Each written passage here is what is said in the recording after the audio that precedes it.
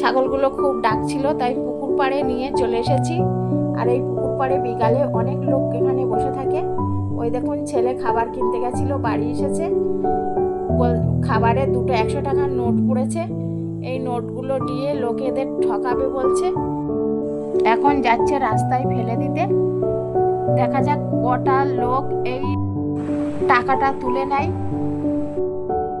অনেক লোকই রাস্তা দিয়ে যাচ্ছে, কিন্তু টাকাটার দিকে তাকাচ্ছে, কিন্তু কেউই টাকাটা তুলে নিচ্ছে না। সবাই জানে যে এটা নকল টাকা। ছাগলগুলো ঝোপ খেতে খেতে আবার পুকুরের ধারে চলে এসেছে।